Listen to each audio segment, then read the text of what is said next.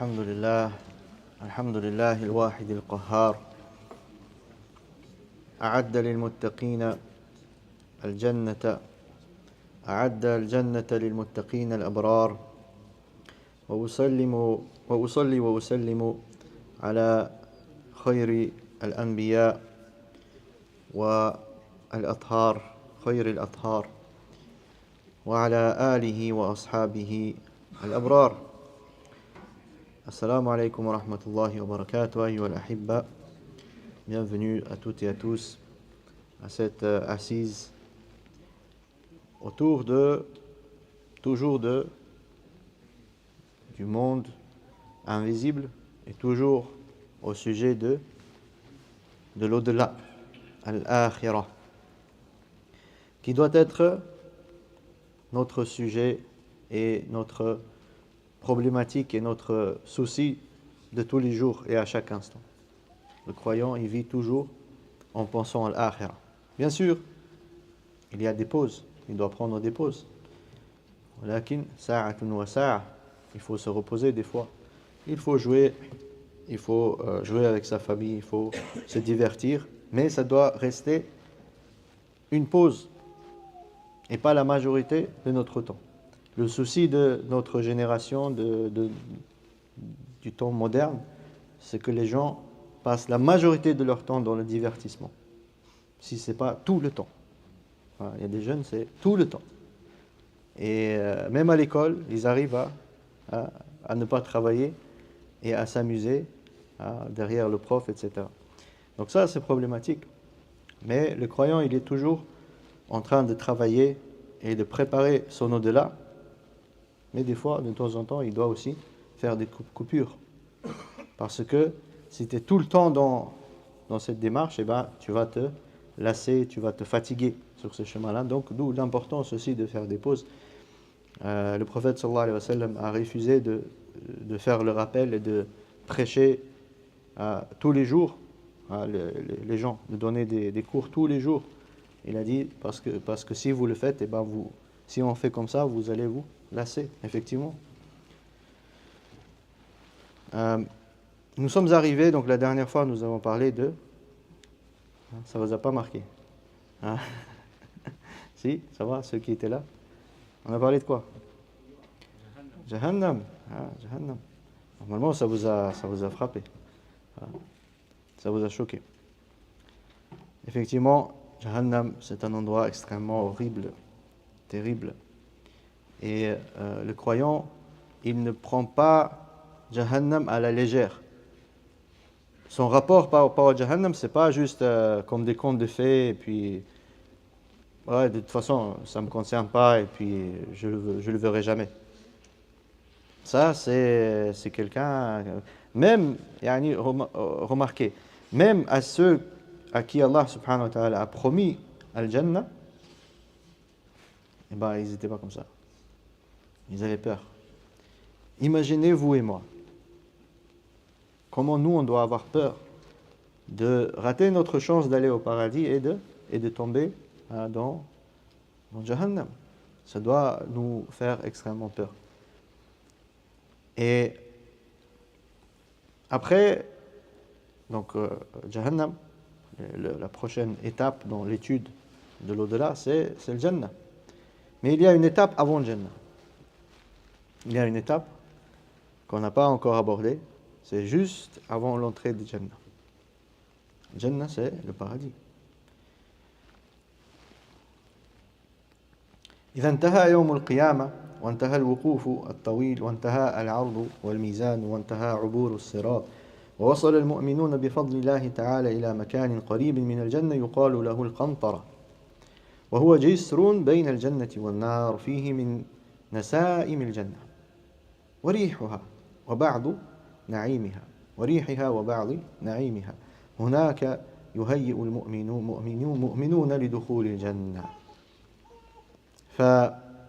فيهذبون وينقون ذلك أن ما في القلوب من الغل والشحناء لا يزول كله بمجرد القصاص فيكرمهم الله سبحانه وتعالى بنزعه من نفوسهم كما قال سبحانه وتعالى ونزعنا ما في صدورهم من غل إخوانا على سرر متقابلين.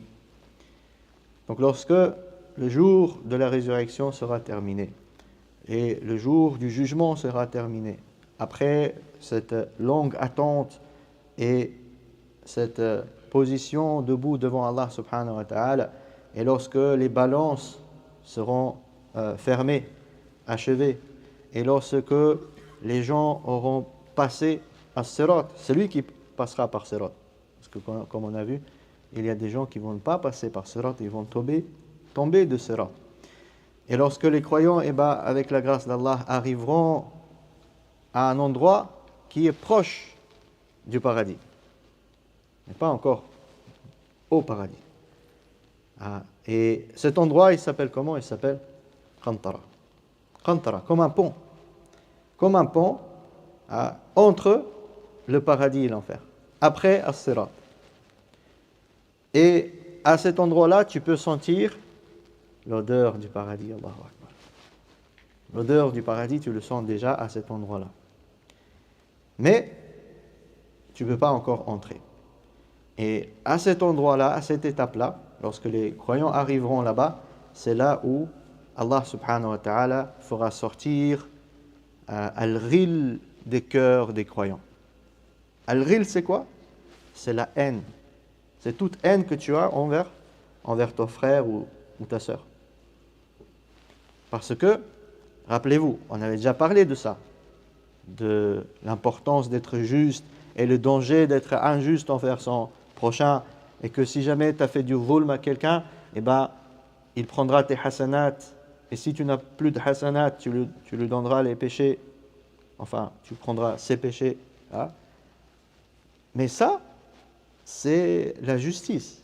C'est-à-dire que une personne, ça se trouve, entre deux personnes, l'affaire a été réglée, mais il reste peut-être à l'intérieur encore de la haine. D'accord? La justice a été faite, al-qisas, tout ça. Mais la haine reste encore. Les mauvais sentiments envers son frère et sœur, jalousie, etc., etc., etc. Et donc, Allah subhanahu wa ta'ala ne fera pas entrer les croyants fil jannah avant d'avoir supprimé ce ghil, cette haine et tout mauvais sentiment envers ton frère ou ta sœur. Allahu Akbar. Et donc c'est à ce moment-là qu'ils seront arrêtés sur leur chemin vers le paradis. Ils seront arrêtés, arrêtez-vous sur ce pont-là, entre le paradis et l'enfer. Et on leur dira, aujourd'hui c'est le moment de supprimer toute haine. فلا يدخلون الجنة إلا على أكمل حال وبغاية الود والصفاء على قلب رجل واحد. في صحيح البخاري قال رسول الله صلى الله عليه وسلم يخلص المؤمنون من النار فيحبسون على قنطرة بين الجنة والنار فيقص لبعضهم من بعض مظالم كانت بينهم في الدنيا حتى إذا هذبوا ونقوا أذن لهم في دخول الجنة. Donc en gros, à ce moment-là, on arrêtera les croyants et on leur dira, vous êtes sur le point d'entrer au paradis. Mais pour entrer au paradis, vous devez pardonner à vos frères et sœurs. Et à ce moment-là, Allah subhanahu wa ta'ala purifiera les cœurs de toute haine.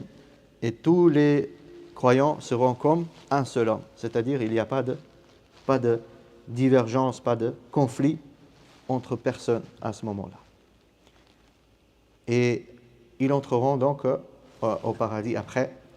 Comment sera organisée cette entrée-là? بعد أن يهذب المؤمنون وينقون يتم توزيعهم إلى زمر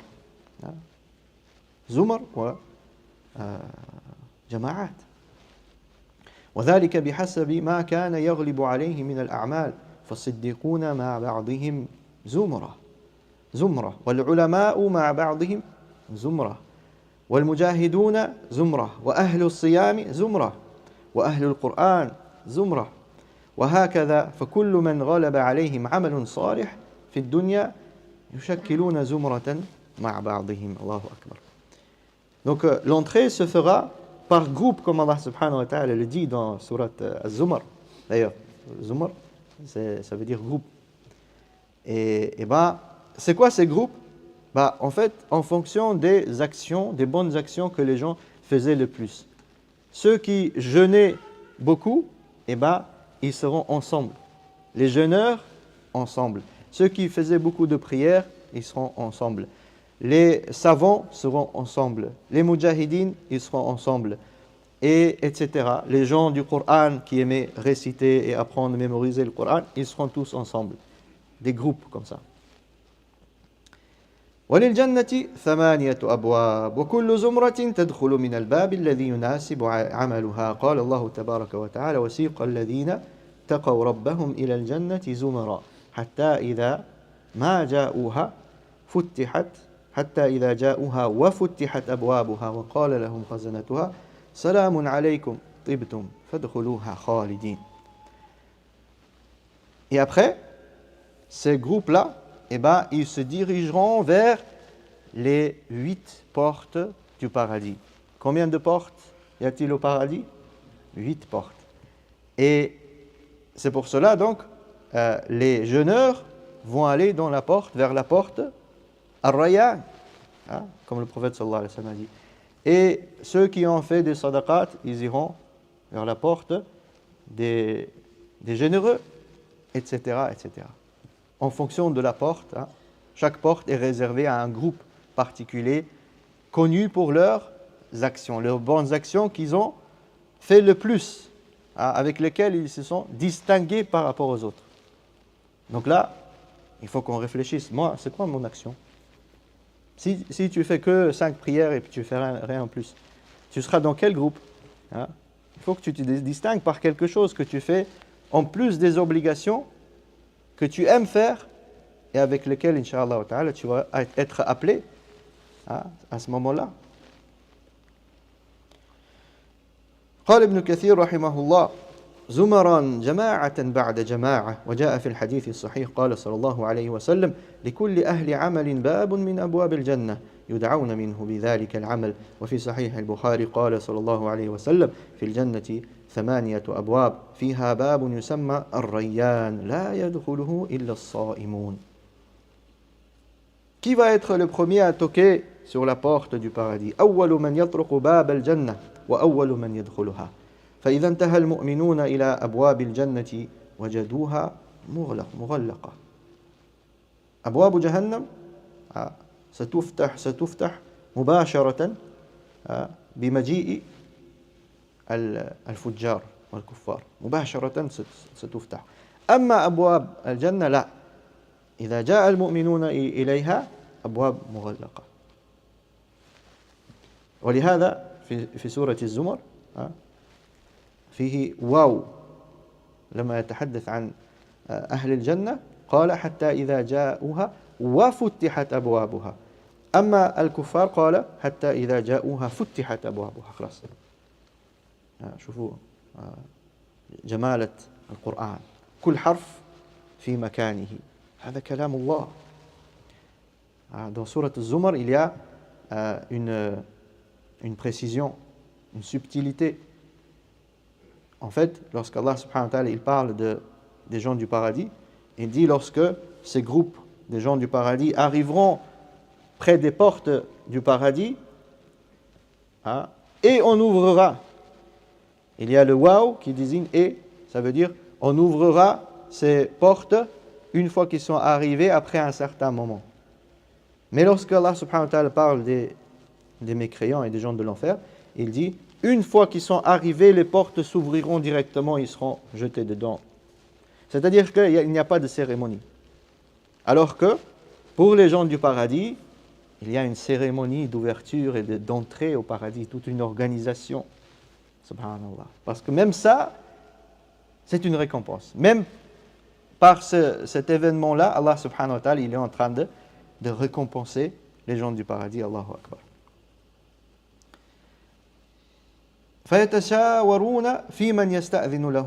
Donc, les croyants seront là, devant ces magnifiques portes. Je vous laisse imaginer les portes du paradis, comment ils sont énormes et comment ils sont magnifiques. et l'odeur qui sort de cet endroit-là que tu peux sentir déjà. Mais les portes sont fermées. Et ils vont se concerter. Qui va toquer à ces portes-là? Parce que personne n'osera de toquer les portes du paradis. فيقصدون Adam, ils vont voir Adam alayhi salam, le prophète Adam, ثم نوحا, ensuite Nuh, ensuite Ibrahim, ensuite Moussa, Isa, ثم محمدا صلى الله عليه وسلم كما فعلوا سابقا في موقف الشفاعة وفي ذلك مزيد أعلان وإبراز لعلو منزلة المصطفى صلى الله عليه وسلم. Personne n'osera de toquer les portes du paradis à part Muhammad صلى الله عليه وسلم. قال رسول الله صلى الله عليه وسلم آتي باب الجنة يوم القيامة فأستفتح فيقول الخازن من أنت؟ فأقول محمد فيقول بك أمرت لا أفتح لأحد قبلك لا أفتح لأحد قبلك. Dans un hadith authentique, le prophète sallallahu alayhi wa sallam a dit: je viendrai à proximité des portes du paradis et je demanderai l'accès et on me demandera, donc le gardien, il y a un gardien, un ange gardien des portes du paradis, il dira: qui es-tu? Je dirai: Muhammad. Il dira alors le gardien: j'ai été ordonné à ouvrir à personne à part toi. Je n'ai pas le droit d'ouvrir les portes du paradis à part à toi, à part à Muhammad sallallahu alayhi wa sallam.